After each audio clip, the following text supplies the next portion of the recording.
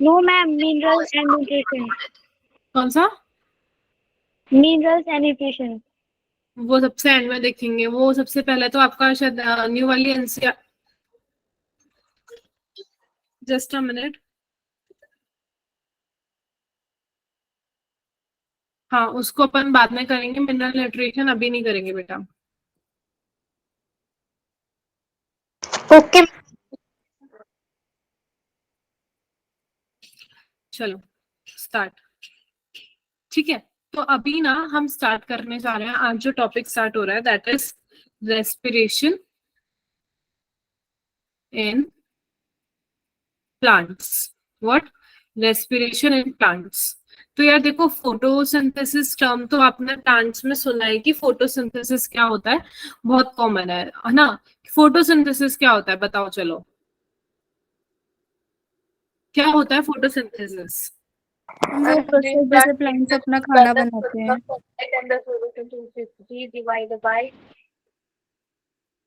Good. तो देखो, एक प्रोसेस होता है जिसकी मदद से प्लांट्स अपना खाना बनाते हैं, उसको क्या बोलते हैं हम? फोटोसिंथेसिस बोलते हैं। और प्लांट्स क्यों अपना खाना बनाते हैं? क्यों? क्योंकि भैया वो ऑटोट्रॉप्स होते हैं, और सारे के सारे इवेंचुअली किस पे डिपेंडेंट होते हैं खाने के लिए? प्लांट्स पे डिपेंडेंट होते हैं। तो भैया उनको अपना खाना तो बनाना ही पड़ेगा नो मैटर व्हाट। तो यहाँ पे फोटोसिंथेसिस वाली कहानी अलग थी। खाना हम यहाँ पे क्या बोलते हैं? वो खाने को एक टर्म दिया गया है। वो क्या है खाना? क्या? ग्लूकोज। ग्लूकोज। ठीक है। सुक्रोज ऐसे बोलते हैं कि सुक्रोज बनता है, फिर सुक्रोज आगे जाके टूटता है दो चीजों में, और फिर वो अपना अपना जो भी प्रोसेस करता है वो आज हम पढ़ने वाले हैं रेस्पिरेशन चैप्टर में। तो सबसे पहले यार रेस्पिरेशन हम का, आपको रेस्पिरेशन से समझ आता होगा कुछ, सांस लेना।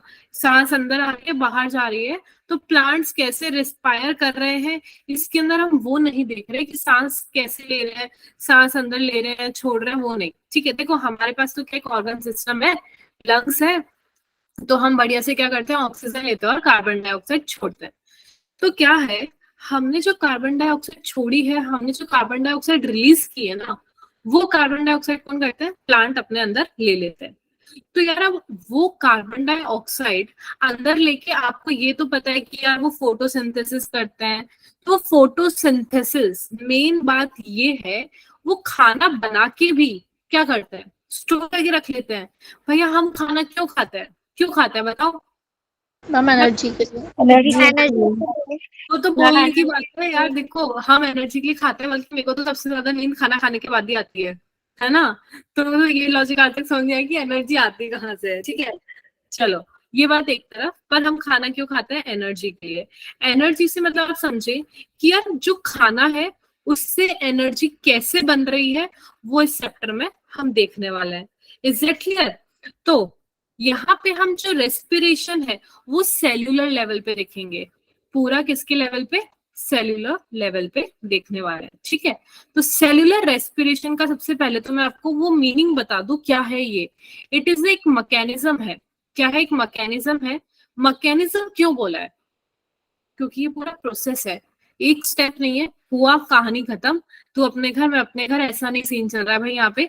यहाँ पे सीन ये चल रहा है कि पूरा one by one step, one by one step, और हर एक स्टेप उतना ही इक्वली इंपॉर्टेंट है। ठीक है, तो अब जो सेलुलर रेस्पिरेशन वो है क्या है? Mechanism of breakdown. किसको तोड़ रहा है? जो फूड मटेरियल है, ब्रेकडाउन ऑफ फूड मटेरियल। तो देखो क्या होता है, वो जो खाना होता है उसको हमने क्या किया? तोड़ दिया। खाने को तोड़ा किस लिए? To release energy. किसके लिए? एनर्जी रिलीज करने के लिए। और इसी प्रोसेस को, और रिलीज एनर्जी करके हम क्या करेंगे? देखो जो खाना है, खाना क्या करेगा? टूटेगा। क्या?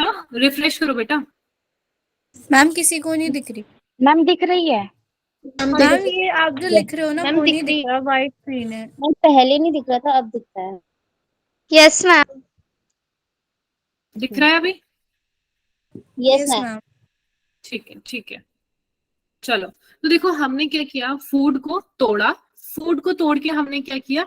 एनर्जी रिलीज की। अब वो जो एनर्जी रिलीज होती है, हम उस एनर्जी को क्या करते हैं?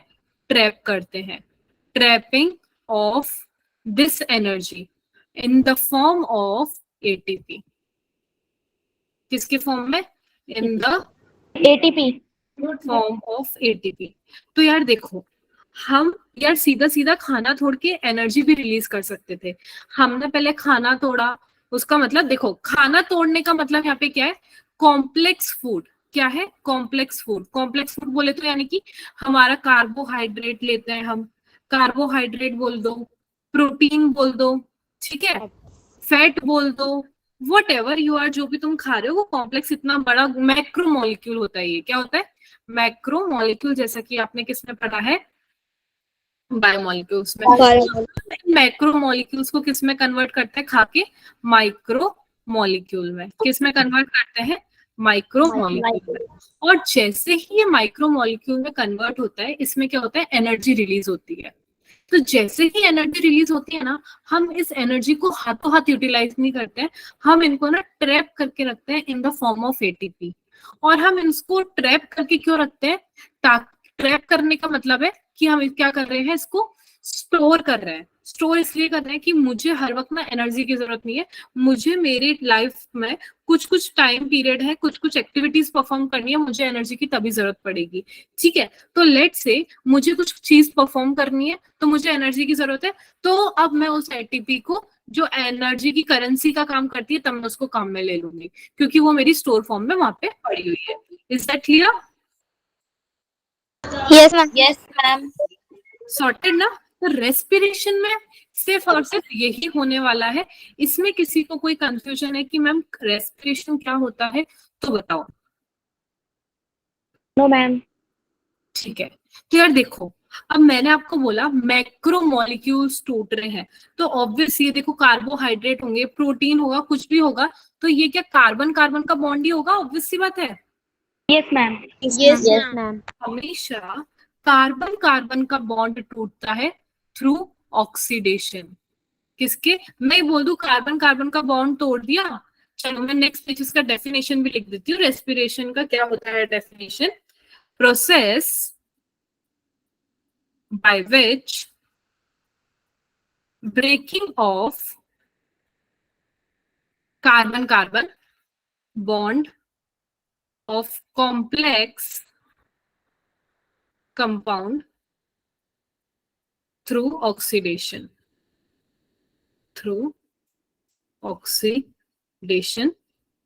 within the cell। ठीक है, अब जिसकी वजह से क्या हो रहा है? Leading to release of considerable amount of energy, जिसकी वजह से हमारी क्या हो रही है? एनर्जी रिलीज हो रही है, और वो क्या हो जाती है? हमारे स्टोर हो जाती है। और इसी प्रोसेस को यहाँ पे नाम दिया गया है रेस्पिरेशन। क्या नाम दिया गया है यहाँ पे? रेस्पिरेशन। सॉर्टेड? Yes ma'am. ठीक है, तो अब ये जो रेस्पिरेशन कराने के लिए मैंने बोला आपको, वो जो मॉलिक्यूल्स टूट रहे हैं, protein, carbohydrate, fats, lipids, whatever you are saying, उसको हम कहते हैं respiratory substrate. What we call it? Respiratory substrate. ठीक है, मतलब एक सब्सटेंस जो खुद ऑक्सीडाइज होता है। ठीक है, कंपाउंड दैट आर ऑक्सीडाइज, जो खुद ऑक्सीडाइज होंगे। Is that clear? Yes ma'am. During respiration. तो ये रेस्पिरेटरी सबस्ट्रेट के बारे में हम पूरा, जब हम रेस्पिरेशन पढ़ लेंगे, उसके एंड में भी हम बात करेंगे। ठीक है? Yes ma'am. चलो, यहां तक सबको समझ आ गया? Yes ma'am. अब ना देखो, क्वेश्चन मेरा है, क्या प्लांट्स ब्रीथ करते हैं, सांस लेते हैं? Yes ma'am. Yes ma'am. तो देखो, प्लांट्स क्या करते हैं? ऑक्सीजन लेते हैं या कार्बन डाइऑक्साइड लेते हैं? Carbon dioxide. Carbon dioxide. Ma'am carbon dioxide. Carbon dioxide night में ऑक्सीजन लेते हैं। हम ऑक्सीजन लेते हैं। यस गुड बेटा, वो क्या करते हैं? प्लांट्स रेस्पिरेशन के लिए क्या करते हैं? ऑक्सीजन लेते हैं।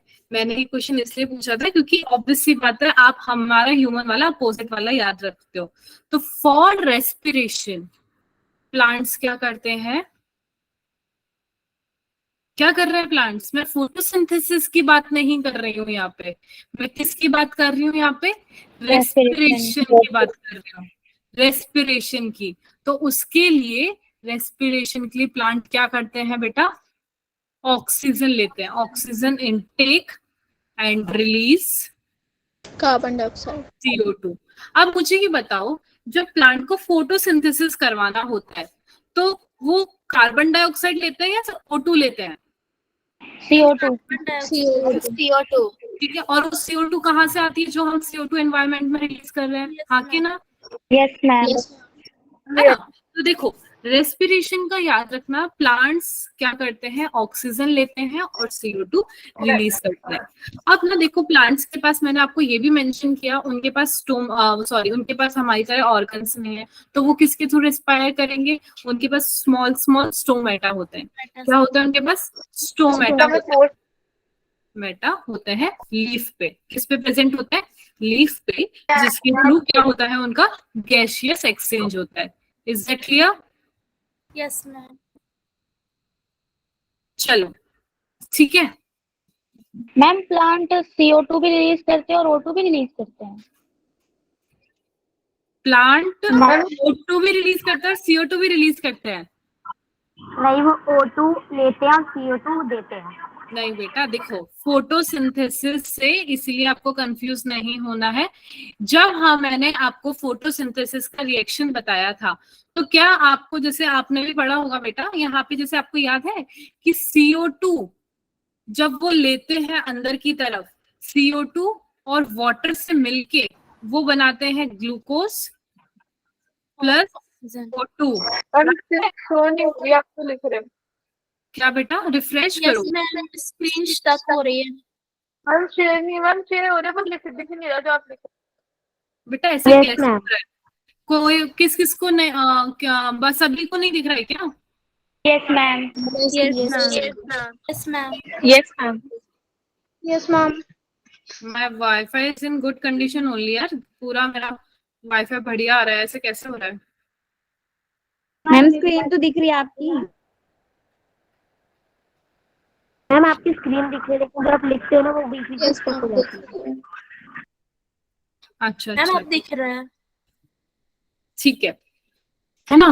तो देखो ये आपको बहुत ज्यादा दिमाग में ना घुमाएगा। तो देखो जैसे फोटोसिंथेसिस में मैंने आपको एक्सप्लेन किया था कि CO2 और वाटर मिलके ग्लूकोज बनाते हैं और ऑक्सीजन क्या करते हैं प्लांट्स? बेसिकली रिलीज करते हैं। क्या करते हैं बेटा?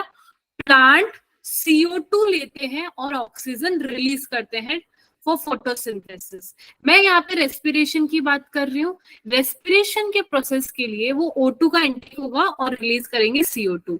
तो अभी आपका दिमाग घूम रहा है, और ये कैसे हो रहा है ये भी मैं अभी आपको रुको थोड़ा और डिटेल में बताऊंगी, ठीक है? यस मैम यस मैम देखो मैम वैसे ही मैम CO2 लेते होंगे रेस्पिरेशन के लिए।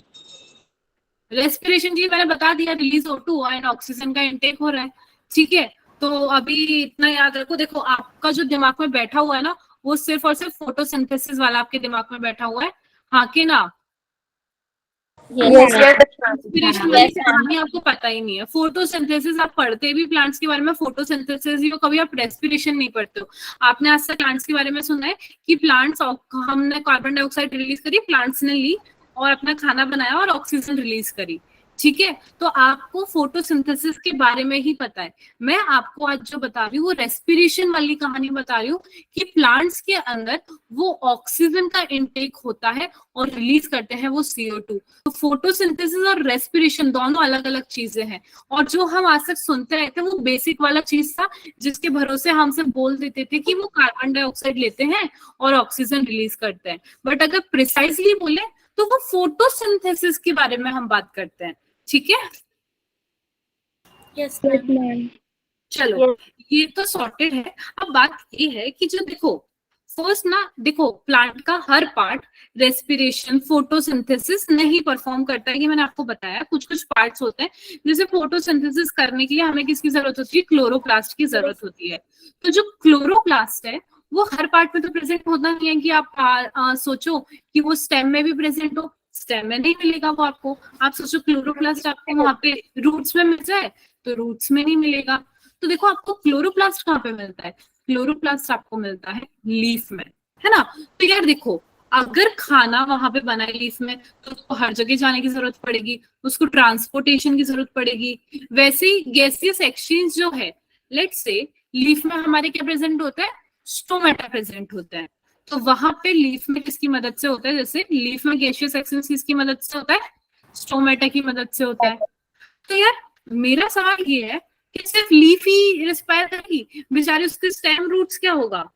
तो स्टेम में एक स्ट्रक्चर प्रेजेंट होता है, मैंने आपको बताया था, किसी को याद आ रहा हो तो, स्मॉल होल जो स्टेम में प्रेजेंट होता है उसको क्या बोलते हैं, लेंटिकल्स। Very good. कौन था ये, रीवा। वेरी गुड, अच्छा ठीक है। तो देखो स्टेम के अंदर जो स्मॉल होल्स प्रेजेंट होते हैं, स्मॉल पोर्स प्रेजेंट होते हैं जिसके थ्रू माइन्यूट गैसियस एक्सचेंज होता है, उसको हम लेंटिकल्स कहते हैं, मैंने आप लोगों को बताया था। तो हर पार्ट में हर जगह कुछ ना कुछ प्रेजेंट है, ठीक है। देखो और ये भी है कि किसी पार्ट को ज्यादा डिमांड है, किसी पार्ट को कम है, तो उस हिसाब से ये बना दी गई। तो बेसिक सी चीजें जो मैं आपको एक्स्ट्रा बता रही हूँ, ठीक है। तो मेन जो कहानी है अभी, वो कहानी अब स्टार्ट होने वाली है। दैट यहाँ पे ये हम ग्लूकोज ग्लूकोज बोलते हैं, खाना बोलते हैं, तो ये सारी चीजें आखिर हो क्या रही है। मैंने आपको रेस्पिरेशन स्टार्ट करने से पहले, रेस्पिरेशन ने स्टार्ट किया, मैंने आपको बोला जो खाना है आपका, खाना टूटता है यानी कि उसका ऑक्सीडेशन होता है। खाना बोले तो ग्लूकोज, ग्लूकोज का ऑक्सीडेशन हुआ और क्या बनाया, एनर्जी। रेस्पिरेशन में बस इतना है, हाँ कि ना। Yes ma'am. तो इसका मतलब है कंबशन ऑफ ग्लूकोज। कैसे कंबशन, कंबशन बोले तो ऑक्सीडेशन कैसे हो रहा है।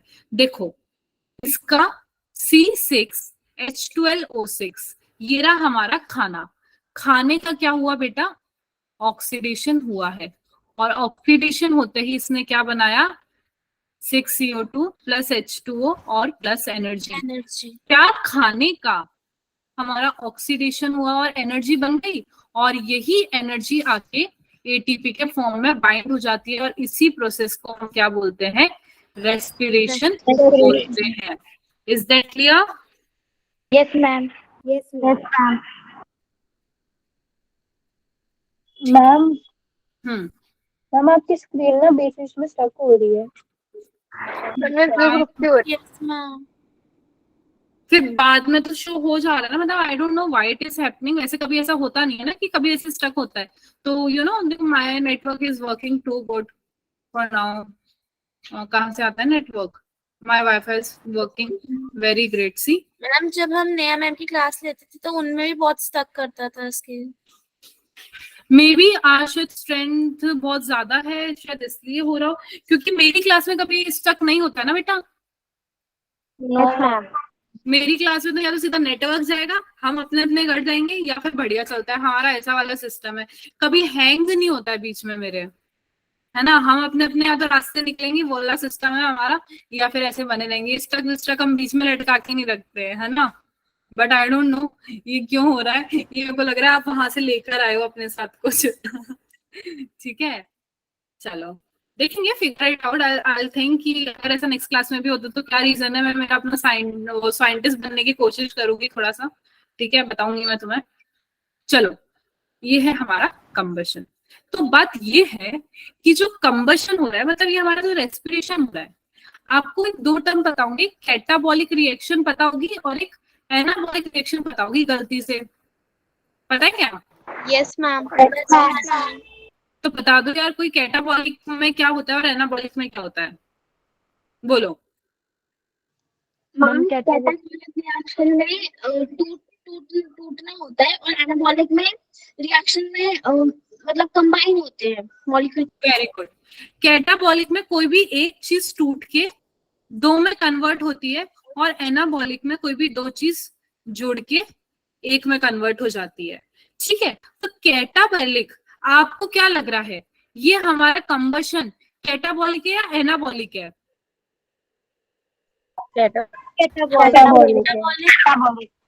ये है कैटाबॉलिक रिएक्शन। ये बहुत छोटी छोटी टर्म है जो हम मिस कर देते हैं कि ये कैसी कैसी चीजें, मैं वो आपको सारी टर्म बता रही हूँ सो दैट एग्जाम में आपका कहीं भी कुछ ना छूटे। समझ पड़ रही है बात? और यस मैम। ये कैटाबॉलिक क्यों है? क्योंकि सबसे पहली बात, कैटाबॉलिक में क्या होता है, एक चीज अगर टूट रही है या कुछ भी हो रहा है उससे अलग अलग प्रोडक्ट बनते हैं। तो यहाँ पे टूटना वूटना तो छोड़ो, हमने बोला फूड टूट रहा है, समझ आ रहा है, फूड का तहस नहस हो गया। साथ ही साथ कैटाबॉलिक में हमेशा एनर्जी रिलीज होती है in the form of heat. किसके फॉर्म में? In the form of heat. समझे? Yes ma'am. ठीक है। तो अब मेरा बात ये है कि इसका क्या होना है, ऑक्सीडेशन होना है। किसका ऑक्सीडेशन होना है? ये जो स्टेप है, ये इवेंचुअली जो स्टेप है, ये मैंने आपको जितना सॉर्टेड ऐसे करके दिखा दिया है ना, ये ऐसा नहीं होता है। इसके अंदर बहुत तामझाम है, और जो तामझाम है ना आपको वही पढ़नी है, हालांकि आपके कोई काम की नहीं है, बट फिर भी मतलब ऐसा नहीं एग्जाम में नहीं आएगी। मतलब जिंदगी में आपको प्लांट में बैठ के खाना तो नहीं बनाना है ना, कि भाई मम्मी बोले बेटा आज क्या करने वाली है, बोले मम्मी मैं प्लांट के पास जा रही हूँ खाना बनवाने, तो बट फिर भी क्या करें, मजबूरियां है तो वही कर रहे हैं, है ना। तो चलो, तो ये जो है चीज, उसको हमने नाम दिया है ग्लाइकोलाइसिस। क्या नाम दिया है? ग्लाइकोलाइसिस। समझे? Yes ma'am. देखो कौन ज्वाइन किया, कविता यादव, ग्लाइकोलाइसिस पे। ठीक है, तो किसी को पता है क्या ग्लाइकोलाइसिस क्या होता है? मैम ग्लूकोज का ग्लूकोज ब्रेक एसिड डाउन का होता है। ठीक है, गुड गुड। ग्लाइको, ग्लाइको मतलब क्या है? ग्लूकोज। और लाइसिस मतलब टूटना, ब्रेक होना। ठीक है, तो क्या हो रहा है, मैंने अभी आपको बताया पूरा रेस्पिरेशन क्या है यार, रेस्पिरेशन खाना टूटना है। बार बार मैं एक ही चीज रिपीट कर रही हूँ सो दैट आपके दिमाग में बैठ जाए। ग्लाइकोलाइसिस, तो ये जो ग्लाइकोलाइसिस है ना ये बेटा, ये 10 स्टेप प्रोसेस है। कैसा है? 10 स्टेप प्रोसेस है, और हर स्टेप में कुछ ना कुछ अलग हो रहा है जो कहीं और नहीं हो रहा है। कहीं पे एटीपी यूटिलाइज हो रही है, कहीं पे एटीपी रिलीज हो रही है। एटीपी बोले तो वही यार, हमारे को एटीपी आगे किसके फॉर्म में काम लेंगे, खाने के काम, खाना बनाने के, सॉरी कोई भी चीज जहाँ पे एनर्जी का रिक्वायरमेंट है वहां पे एटीपी अपना करेंसी के फॉर्म में जाएगा और उसको प्रोवाइड करेगा। ठीक है, तो यार ये एक पाथवे है। तो बेटा ये जो पाथवे है, ये एक स्कीम है जो कुछ साइंटिस्ट से घर पे बैठे थे। ठीक है, ग्लाइकोलाइसिस को वैसे ईएमपी पाथवे भी बोलते हैं। क्या बोलते हैं? EMP pathway. ठीक है,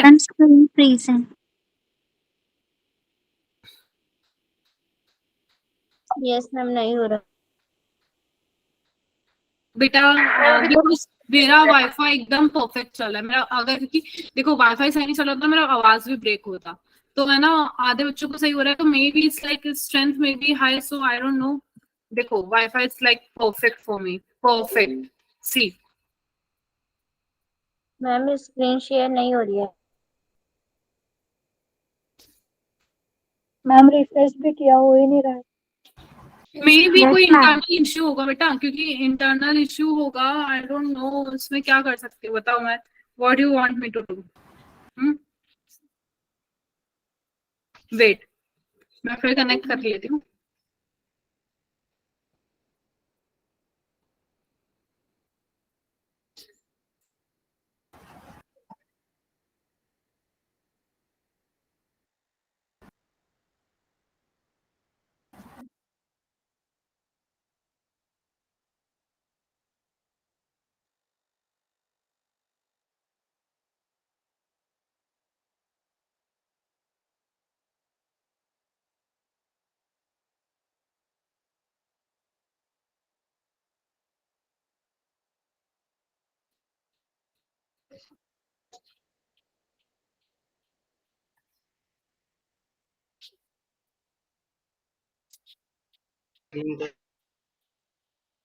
हाँ, आवाज आ रहा है मेरा?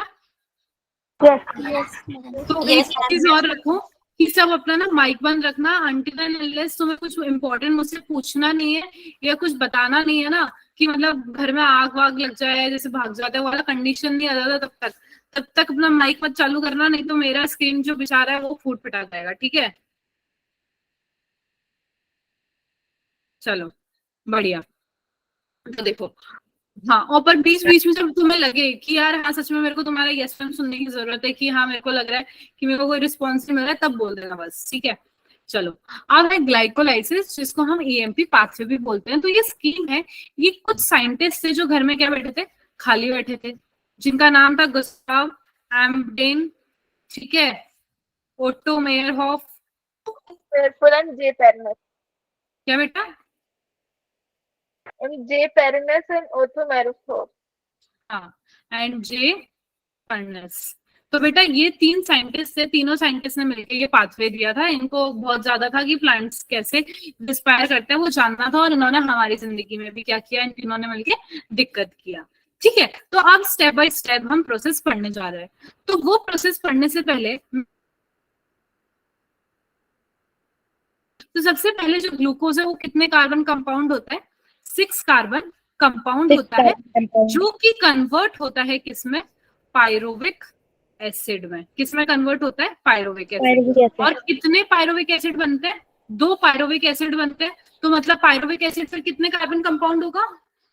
3 कार्बन कंपाउंड। वेरी गुड, क्योंकि ये 6 कार्बन है तो यहाँ पे 2 पायरोविक एसिड बनते हैं। इसका मतलब पायरोविक एसिड कितने कार्बन कंपाउंड होता है? पायरोविक एसिड होता है 3 carbon compound. Is that clear? Yes ma'am. Yes ma'am. चलो, और किसकी प्रेजेंस में होगा? With the help of oxygen, और इसी को हमने बोल दिया है ईएमपी पाथवे या फिर ग्लाइकोलाइसिस। Is that clear? और अब मैं आपको इसी के बीच की कहानी बताने जा रही हूँ, ठीक है? और सबसे इंपॉर्टेंट बात, ये जो ग्लाइकोलाइसिस है ये पूरा पाथवे कहाँ पे चल रहा है? ये चल रहा है सेल के साइटोप्लाज्म में। कहाँ पे चल रहा है? साइटोप्लाज्म में, ठीक है? हेलो, ठीक है?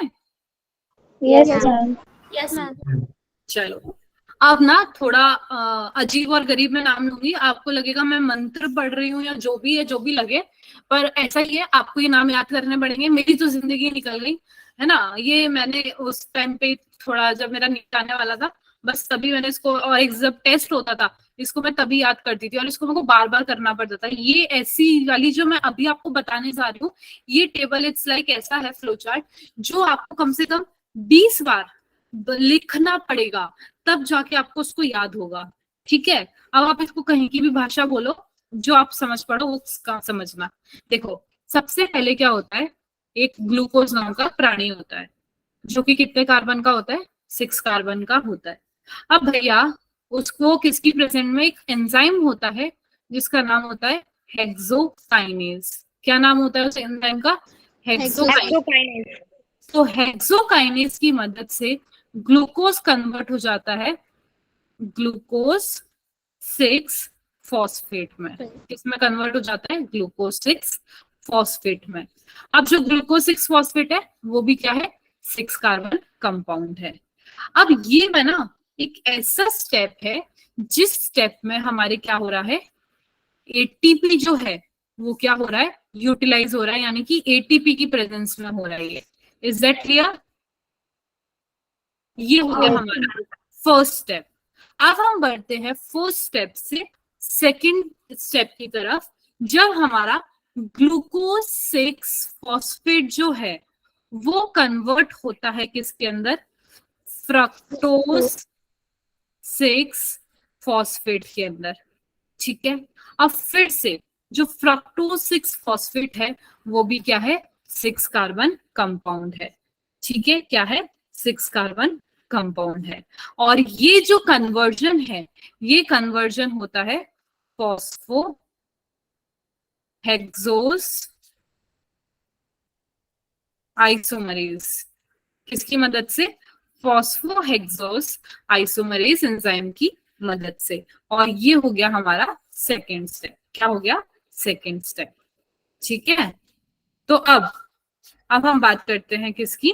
थर्ड स्टेप की, जिसके अंदर हमारा जो फ्रक्टोज 6 फॉस्फेट है वो कन्वर्ट होता है फ्रक्टोज 1,6 बिसफॉस्फेट, किसके अंदर? Fructose 1,6 bisphosphate. फर्दर ये जो फ्रक्टोज 1,6 फॉस्फेट है ये भी क्या है? 6 कार्बन कंपाउंड है और ये किसकी मदद से कन्वर्ट हो रहा है? फॉस्फो फ्रक्टोकाइनेज, किसकी मदद से हो रहा है? ये सारे बेटा एंजाइम है। क्या है ये? एंजाइम है, ठीक है। मैम एंजाइम के नाम भी याद होने चाहिए ना। हाँ, बहुत इंपॉर्टेंट है, ठीक है। तो ये क्या हो गया? ये हमारा थर्ड स्टेप हो गया, ठीक है मैम स्क्रीन हैज स्टॉप्ड। बेटा।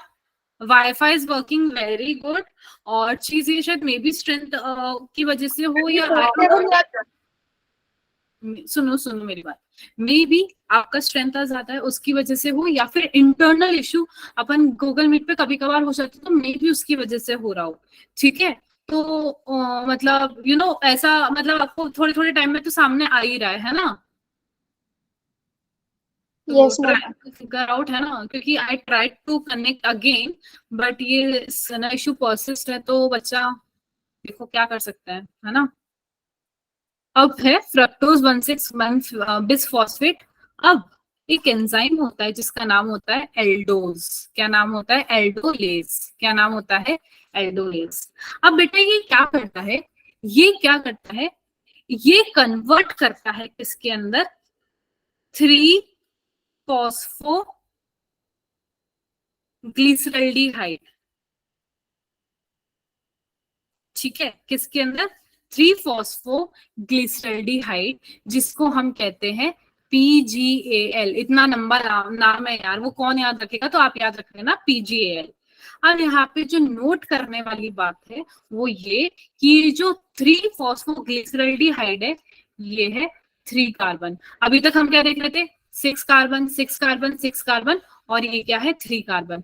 मतलब ग्लूकोज 161 फॉस्फेट से ये एक कंपाउंड है, यानी कि एक और कोई बनेगा, हाँ के ना? Yes, ma'am. तो वो बनेगा हमारा डाई हाइड्रोक्सी एसीटोन फॉस्फेट। कौन बनेगा? डाई हाइड्रोक्सी एसीटोन फॉस्फेट, जो कितना होता है? जो होता है 3 कार्बन कंपाउंड होता है। और ये बेटा आइसोमराइज होता है। क्या होता है? ये आइसोमराइज होता है, यानी कि ये दोनों एक दूसरे में कन्वर्ट होते रहते हैं। PGAL और डाईहाइड्रोक्सी एसीटोन फॉस्फेट क्या होते हैं? एक दूसरे में कन्वर्ट होते हैं with the help of the enzyme, जिसका मैं यहाँ पे रेड में नाम लिख रही हूँ, ट्रायोज फॉस्फेट आइसोमराइज। Excuse ठीक है? me, हाँ बेटा। ma'am. Do you have any trick for this? हाँ, अभी ट्रिक तो आप अपने अपने हिसाब से बनाना, और फिर इसके बारे में बात करेंगे। पहले ये देखो, ये देखो, ये बच्ची तो जो अभी पता है कितने स्टेप हुए? सिर्फ 3 स्टेप हुए हैं, और मैंने आपको बोला 10 स्टेप प्रोसेस है, उससे पहले ही बोल दे देखो ये तो मेरा अभी से बस के बारे दिख रही है। आप बताओ वाला ट्रिक है कि नहीं है ऐसा? पक्का नहीं याद करनी आती है मेरे को ऐसे पता नहीं कितने बड़े होंगे। हाँ बेटा, ये आपको एज इट इज याद करने पड़ेंगे। ट्रिक के लिए देखो अपन है ना करते हैं, अभी कुछ कर लेंगे, आपको मैं बता दूंगी, वो टेंशन मत लो, है ना? वो मैं आपको बता दूंगी। चलो, अब ये क्या है? 4th step. ये रहा 4th स्टेप। तो 4th स्टेप पे क्या है? आइसोमराइजेशन हो रहा है। अगर आपसे बोल दिया जाए आइसोमराइजेशन कौन से स्टेप पे हो रहा है, तो वो हो रहा है 4th स्टेप पे, जहाँ पे फ्रक्टोज, ये देखो फ्रक्टोज 1,6 बिसफॉस्फेट किस में कन्वर्ट हो रहा है? PGL में और डाईहाइड्रोक्सी एसीटोन में, और ये क्या है? 3 कार्बन कंपाउंड है दोनों। Is that clear? Yes, ma'am. Yes, ma'am. अब हम नेक्स्ट स्टेप पे चलते हैं, जिसके अंदर क्या हो रहा है? बताओ, कोई बता सकता है? आपके सामने एनसीईआरटी तो होगी, देख के तो बता ही सकते हो। 2 into ट्राइस बायोस्फीयर बायोसपोर्ट मैम ऐसी है कुछ। हाँ, तो अब ये कन्वर्ट होगा किसके अंदर? मैं नेक्स्ट पेज पे लिख रही हूँ, जगह नहीं बची, स्क्रीन ने भी जवाब दे दिया है। 2 into 1,3 बिस फॉस्फो ग्लिसरेट, और अगर मैं इसको शॉर्ट में बोलूं तो बीपीजीए, क्या बोलेंगे, बीपीजीए, ठीक है। अभी जैसे हमारा पीछे आपने एक देखा था, मैंने आपको पीछे पीजीएल बनाया था, तो अब जो पीजीएएल है, देखो यहाँ पे जो पीजीएएल है ये किस में कन्वर्ट हो गया है, ये कन्वर्ट हो गया है बीपीजीए में, और बीपीजीए में किसकी मदद से हुआ है, with the help of enzyme glycerol dehyde phosphate, ये सारे नाम याद रखना है आपको, पता है, phosphate dehydrogenase. Is that clear? चलो देखो, मैम ये रिपीट कर दो ये वाली line.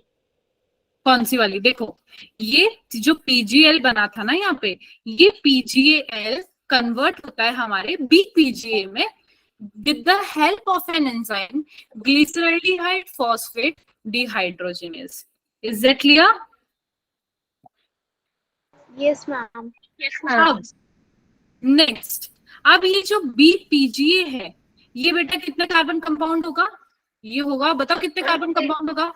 Ma'am 3 carbon. 3 carbon compound. Very good, क्योंकि हमारा ये पिछला वाला पीजीएल कितना हो चुका था, 3 कार्बन हो चुका था, तो एज इट इज ये हमारा होगा 3 कार्बन कंपाउंड।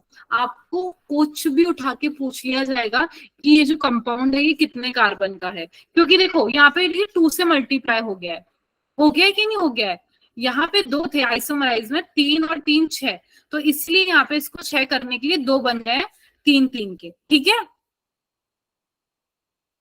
अब ये जो बीपीजीए है ये कन्वर्ट होता है वापस से 2 into 3 फॉस्फोग्लिसरेट, किस में कन्वर्ट होता है, 3 फॉस्फोग्लिसरेट में। अब फर्दर वापस फॉस्फोग्लिसरेट कितना होगा, 3 कार्बन कंपाउंड होगा। और ये जो स्टेप है, ये स्टेप हो रहा है एंजाइम की प्रेजेंस में, जिसको हम बोलते हैं फॉस्फोग्लिसरेट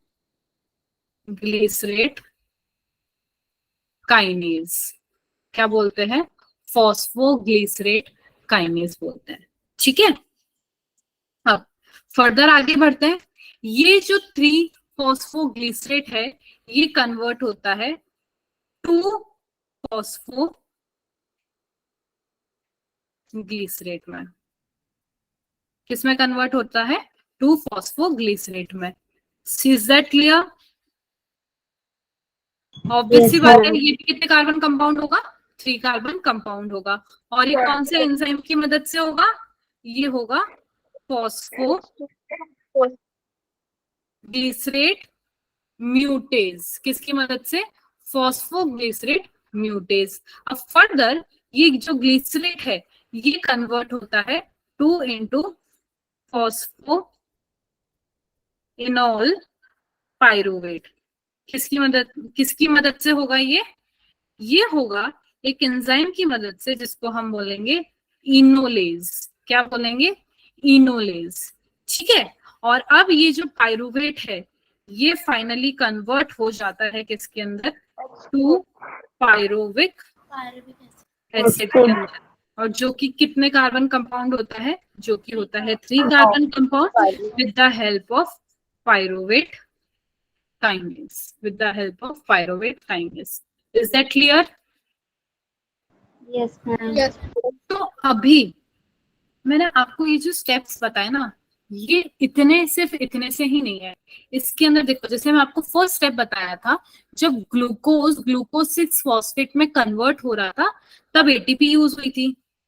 अब एक और स्टेप आता है जब एटीपी यूज होती है, वो ये जो फ्रक्टोज 6 फॉस्फेट फ्रक्टोज 161 फॉस्फेट में कन्वर्ट होता है, तब हमारी क्या होती है, एटीपी कंज्यूम होती है और कन्वर्ट हो जाती है किसमें, एडीपी में। Is that clear? Yes ma'am.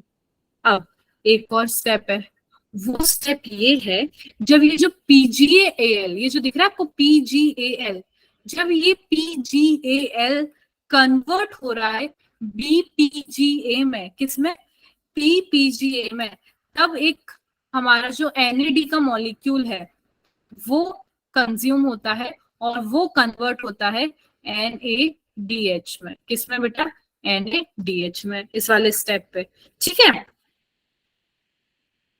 अब फर्दर ये जो हमारा बेटा है ना 1,3-bis फॉस्फोग्लिसरेट जब कन्वर्ट होता है 3-फॉस्फोग्लिसरेट में, तब हमारे ADP से हमारे क्या बनता है ATP।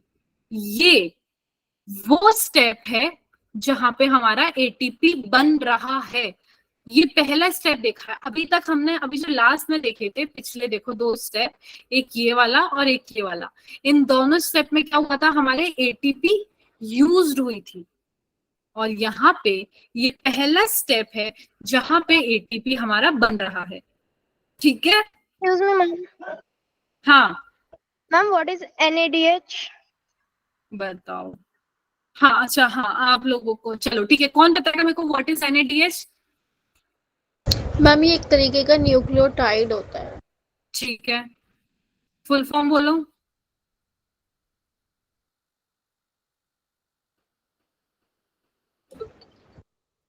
बोलो बोलो। Ma'am nucleoside adenine nucleotide. Ma'am मुझे कंफर्मली नहीं है। देखो ठीक है, मैं आपको बताती हूँ ये NADH बच्चा क्या होता है। NADH होता है न्यू, एक सेकेंड, NADH। मुझे बच्चा पहले तो मुझे ये बताओ, आप क्लास शुरू होने के बस 5 मिनट पहले, खत्म होने के बस 5 मिनट पहले ज्वाइन करके, बेटा क्या आपका लॉस ही होगा ना। देखो इसका फॉर्म होता है निको निकोटीनामाइड। क्या होता है, निकोटीनामाइड एडिनाइन डाइन्यूक्लियोटाइड, डाइन्यूक्लियोटाइड, ठीक है, समझे बात। तो अब ना देखो क्या चीज है, ये एक न्यूक्लियोटाइड है और ये हमारी बॉडी में पाया जाता है। और इसका अगर रोल की बात करें कि इसका रोल क्या है, इसका रोल है एनर्जी प्रोड्यूस करना। क्या है, ये भी हमारी बॉडी में क्या करता है, एनर्जी प्रोवाइड करता है, जैसे ATP प्रोवाइड करता है ना वैसे। तो अगर मैं NADH को ATP के रेफरेंस में बात करूं, तो अगर एक NADH जो है वो कितने ATP के मॉलिक्यूल बनाता है, 3 ATP। Is that clear? ये याद रखना, ठीक है। Okay ma'am. चलो अब हम आते हैं वापस हमारे टॉपिक की तरफ जिसपे से हम भटक गए थे। तो हाँ, कहाँ था, आप एक जगह आती है जहां पे हमारे क्या होता है, वाटर बनता है। वो कहाँ पे बनता है, यहाँ पे। 2 में फॉस्फोरस फॉस्फोग्लिसरेट जब कन्वर्ट होता है फॉस्फोइनोल पायरुवेट में, तब हमारे क्या बनता है, वाटर बनता है। और वही एक और स्टेप होता है जब हमारे ATP बनता है, और वो ये लास्ट स्टेप होता है जब हमारा क्या हो रहा है, ATP बन रहा है। फॉस्फोइनोल पायरुवेट जब कन्वर्ट हो रहा है पायरुविक एसिड में, तब हमारा ATP बन रहा है। हाँ कि ना, समझे? Yes ma'am. तो देखो आपका ये 10 स्टेप जो प्रोसेस है, ये देखो ये पूरी जो टेबल मैंने बनाई है ना, ये यहाँ से लेके ये पूरे में आपका पूरा ग्लाइकोलाइसिस खत्म हो गया है। तो अब मेरा सवाल ये है, अब आप मुझे काउंट करके बताओ, पूरा टेबल में काउंट करके बताओ कि कितने ATP बने हैं, टोटल कितने ATP बने हैं। सबसे पहले देखो यहाँ पे ये ग्लूकोज, सुनो ग्लूकोज कन्वर्ट हुआ है, एक सेकेंड मैं फिर से रिपीट कर देती हूँ, उसके बाद मुझे बताना। ग्लूकोज कन्वर्ट हुआ है ग्लूकोज 6 फॉस्फेट में, यहाँ पे ATP यूज हुआ है, बना नहीं है। ग्लूकोज 6 फॉस्फेट किस में कन्वर्ट हुआ है, फ्रक्टोज 6 फॉस्फेट में। फ्रक्टोज 6 फॉस्फेट किस में कन्वर्ट हुआ है, फ्रक्टोज 1,6 बिस फॉस्फेट में। यहाँ पे ATP कंज्यूम हुआ है। अब फिर फ्रक्टोज 1,6 बिस फॉस्फेट कन्वर्ट हुआ है PGAL में, और ये जो PGAL है, जब PGAL है, जब PPG में कन्वर्ट होता है तब NADH बनता है। क्या बनता है, NADH बनता है, ठीक है। तो अब जब BPG कन्वर्ट होता है 3 फॉस्फोग्लिसरेट में, तब हमारे वापस ATP बनता है। फिर 3 फॉस्फोग्लिसरेट किसमें कन्वर्ट होता है, 2 फॉस्फोग्लिसरेट में, और फिर 2 फॉस्फोग्लिसरेट किसमें कन्वर्ट होता है, फॉस्फोइनोल पायरुवेट में, तब हमारे वाटर बनता है। और जब फॉस्फोइनोल पायरुवेट हमारे पायरुविक एसिड में कन्वर्ट होता है, तब हमारे क्या बनता है, फिर से एटीपी बनता है। तो इस पूरे सीक्वेंस में कुछ एटीपी यूज हुए हैं, कुछ एटीपी रिलीज हुए हैं।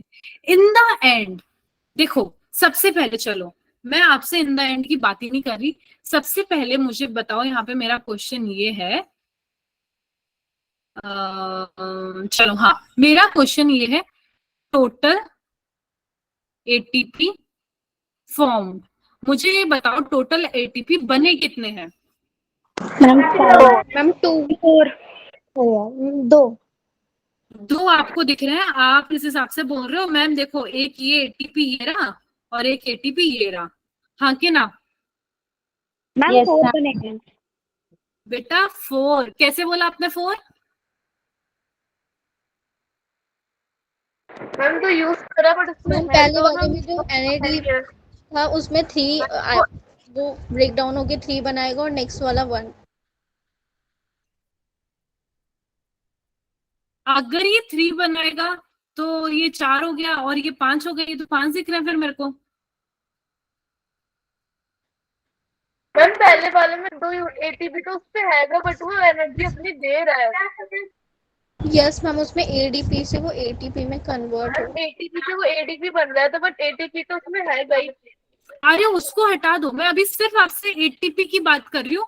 देखो पिछली वाली स्लाइड तो मैं अभी शो ही नहीं कर रही, यहाँ पे तो एडीपी है ना बन रहा है, तो ये तो हटा दो। मैं सिर्फ अभी आपसे, देखो इसी स्लाइड में बन रहा है जो भी बन रहा है, तो एटीपी यही बन रहा है। तो अब आप मुझे बता दो यहाँ पे एटीपी कितने बन रहा है?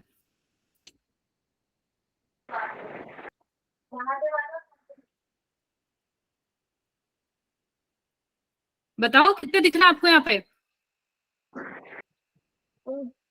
दिक्कत तो ही रहे हैं। देखो वही है, आपको अभी देखो जो ये बोलते हैं ना, जो दिखता है वो होता नहीं है। तो अब मैं आपको बताती हूँ, इस वाली स्लाइड पे टोटल क्या आपको मॉलिक्यूल्स भी नहीं दिख रहे? अगर एक बीपीजे कन्वर्ट हो रहा है इसमें, तो यहाँ पे 2 बन रहे हैं, तो यानी कि 2 बार एटीपी यूज होगा, 2 एटीपी बनेंगे। हम समझ नहीं आ रहा है, एक तरफ हम रफ में करके बता दो तो फिर यहाँ पे बीपीजे जो है यहाँ पे कन्वर्ट हो रहा है, तब यहाँ पे एटीपी बन रहा है कि नहीं बन रहा है? Screen freezing. Yes ma'am. यार I can't deal with this screen freezing for now because मेरा नेटवर्क एकदम परफेक्ट चल रहा है। आई डोंट नो इतना स्ट्रेंथ होने की वजह से हो रहा है क्या हो रहा है। से वो दिख जाए। देखो अभी दिख रहा है। Yes ma'am. अब सब एक तो माइक बंद करो, सब पहले अपना माइक बंद करो, बिकॉज मैंने पहले ही बोला था माइक चालू रखोगे तो मेरा स्क्रीन फ्रीज होगा। सब अपना माइक बंद रखो, मैं पूरा एक्सप्लेन कर देती हूँ, उसके बाद बताना। ये देखो, ये जो बीपीजी आपको दिख रहा है, ये फॉस्फोग्लिसरेट में कन्वर्ट हो रहा है। तो यहाँ पे 2 मॉलिक्यूल्स बन रहे हैं ना, यानी कि हाँ स्क्रीन में दिख रही है। हमें स्क्रीन में दिख रही है आपकी को।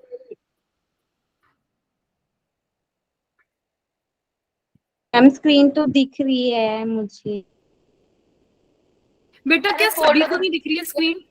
वैसे स्क्रीन दिख रही है जो आप लिख रहे हो, और मतलब मैम जो आप लिख रहे हो वो नहीं दिख। मैम स्क्रीन जब आप लिखते हैं तब सब हो जाती है, अभी तो दिख रही है प्रॉपर।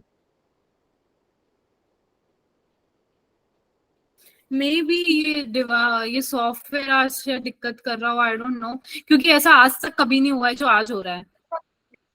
यस मैम, पहले तो नहीं हुआ। हाँ मे बी आज सारे सॉफ्टवेयर का दिक्कत होगा, मतलब मेरे को तो समझ ही नहीं आ रहा है जिंदगी में चल क्या रहा है। ठीक है कोई ना, अभी दिख रहा है।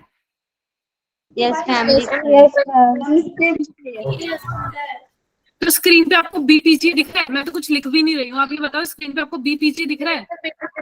Yes ma'am. तो ये जो बीपीजी कन्वर्ट हो रहा है 3 फॉस्फोग्लिसरेट में, यहाँ पे 2 मॉलिक्यूल है कि नहीं है? जब एक बीपीजी एक फॉस्फोग्लिसरेट में कन्वर्ट होगा तब एक एटीपी का रिक्वायरमेंट होता है, यानी कि यहाँ पे दिखा रहा है 2 बीपीजी कन्वर्ट हो रहे हैं 2 फॉस्फोग्लिसरेट में, यानी कि उसमें कितने एटीपी बने? 2। ठीक है, अब नेक्स्ट आप देखो यहाँ पे फिर से 2 लास्ट स्टेप में 2 फॉस्फोइनोल पायरुवेट कन्वर्ट हो रहे हैं 2 पायरुविक एसिड में, मतलब कितने एटीपी बने? 2। कितने हो गए टोटल? 4। मैंने आपको एक चीज और बताई कि एक NADH कितने ATP के बराबर होता है? 3। और यहाँ पे भी कितने यहाँ पे मैं आपको बताऊं, PGL 2 PGL यहाँ पे ये PGL कितने बना रहे हैं? PGA 2 बना रहे हैं, तो 3 into 6 कितना हुआ? सॉरी 3 into 2 कितना हुआ? 6 हो गया। ठीक है, तो कितना ATP बना टोटल? 6 + 2 + 2 कितना हुआ? 10। तो क्या मैं ये कह सकती हूँ कि टोटल 10 ATP बने हैं? Yes ma'am. तो हाँ, मैं ये बात समझ चुकी हूँ, टोटल 10 ATP बने हैं। ये कुछ बच्चों को बात समझ आ गई और कुछ बच्चों को बिल्कुल नहीं आई है। तो ये कुछ बच्चों को जिनको बिल्कुल समझ नहीं आई है, मैं उनके लिए फिर से बता देती हूँ, बाकी सब शांत रहना। ठीक है, तो कुछ बच्चों को जिनको नहीं समझ आया मैं उनको बताती हूँ। देखो बेटा, यहाँ पे क्या है, 2-2 मॉलिक्यूल बन रहे हैं। किसके? 2-2 मॉलिक्यूल। तो जैसे यहाँ पे आप देखो, पहला BPG कन्वर्ट हो रहा है फॉस्फोग्लिस रेट में, यानी कि आपको यहाँ पे एक का बता रहा है 1 ATP, तो 2 के लिए कितना होगा? 2 ATP यहाँ पे हो गए। 2 काउंट कर लो, 1 2। नेक्स्ट आओ नीचे, सबसे लास्ट स्टेप पे फॉस्फोइनॉल पायरुवेट कन्वर्ट हो रहा है 2 पायरुविक एसिड में। 2-2 मॉलिक्यूल है, यानी फिर से 2 ATP बन गए। कितने हो गए? +2, 4 हो गए। अभी मैंने आपको बताया था कि एक NADH कितने ATP बनाता है? 3 ATP बनाता है। एक NADH 3 ATP बनाता है। और यहाँ पे कितने NADH बन रहे हैं? 2 NADH। अगर 2 NADH बन रहे हैं तो कितने ATP बने? 2 × 3 यानी कि 6 ATP। तो 6 और अभी 4 मैंने काउंट करके आपको बताया, 6 + 4 कितने हो गए हमारे? 10 ATP। 10। कितने हो गए? 10 ATP। ठीक है, तो अब पूरी साइकिल की बात करते हैं कि टोटल, चलो यहाँ पे क्या मैं लिख दूं? Total ATP form 10 ATP।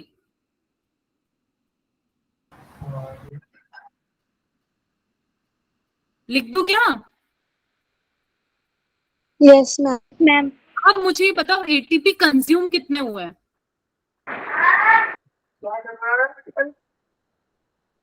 यहाँ पे 2 ATP कंज्यूम होते हो नहीं लिखे आपको? एक ATP यहाँ कंज्यूम हुआ और एक ATP यहाँ कंज्यूम हुआ। अब आप समझ रहे हो? यहाँ तो 2-2 आपको करके नहीं बताया, क्योंकि यहाँ पे तो एक ही मॉलिक्यूल है सबका।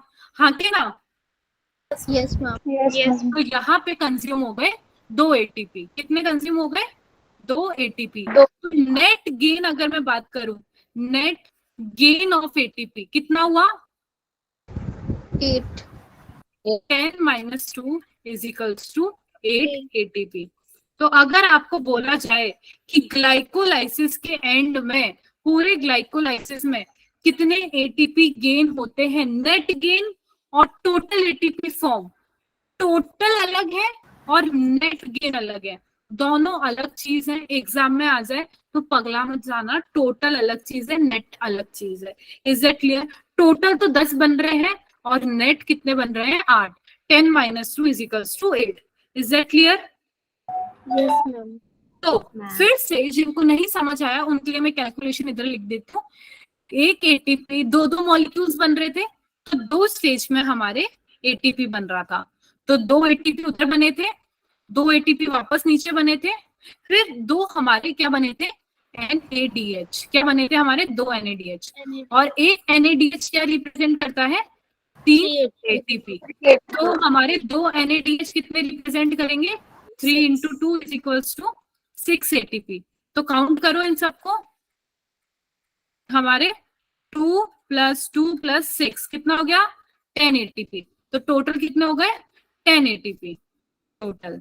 अब इसमें से हमारे 2 कंज्यूम हो गए। कितने हो गए? 2 कंज्यूम। तो हमारे जो नेट बचा वो बच गया 8 नेट गेन। समझ आया?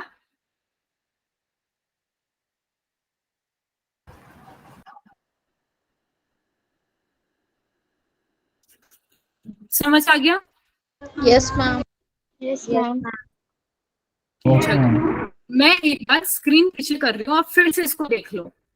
यहाँ से शुरू करते हैं ग्लूकोज वाला पार्ट से, और ये यहाँ पे देखो खत्म होता है।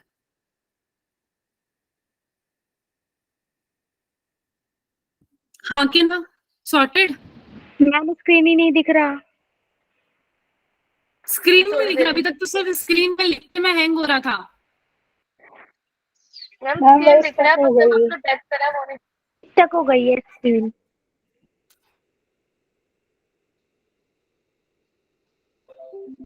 ठीक है, दिख रहा है।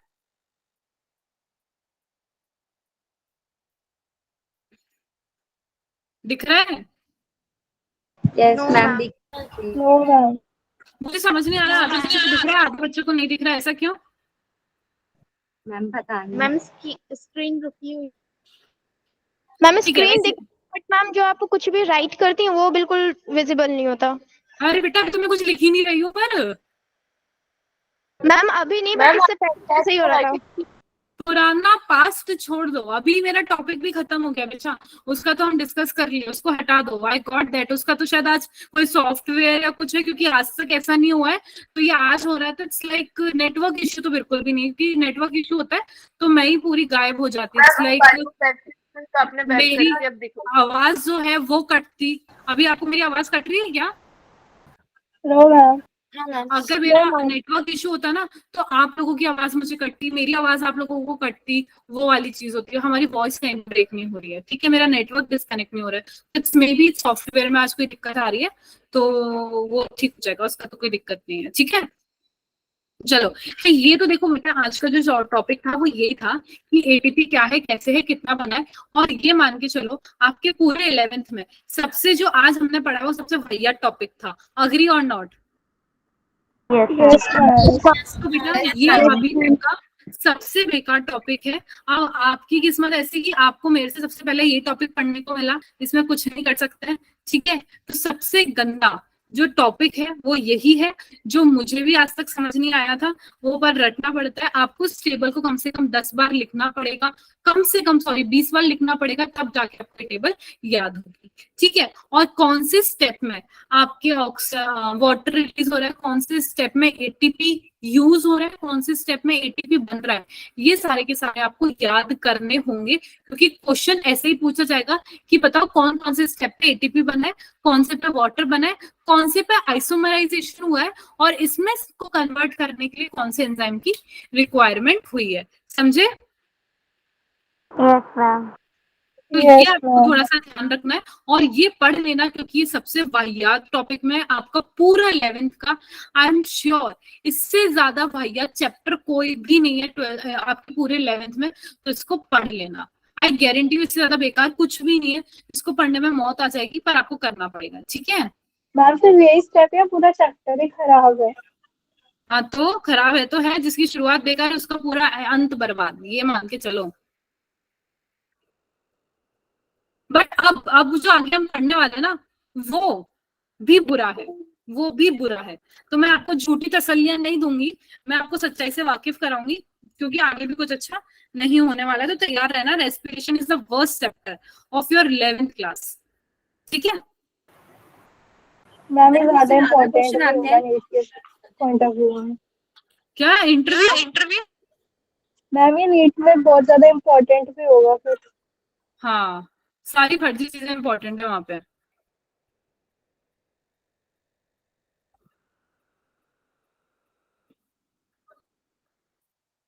चलो, मैंने आपको अटेंडेंस का लिंक भेज दिया है ना, तो इसको भर दो और फिर अपन नेक्स्ट क्लास में मिलते हैं कल, ठीक है। और इसको पढ़ के आना कृपया करके, मैं पूछूंगी कौन से स्टेप पे क्या हुआ। मैम और जो बिना बुक का पढ़े नेम चेंज नहीं हुआ ना, 11B06 ही है। हाँ 11B06, अरे यार हाँ, सब अपना अपना डालो। 11B06 की जो 11B06 डालो, और जो दूसरे के अपना अपना बैच नंबर डालो, ठीक है। Okay ma'am. दिमाग तो लगाती है लड़की। चलो ठीक है, मिलते हैं फिर अपन कल। Bye bye everyone.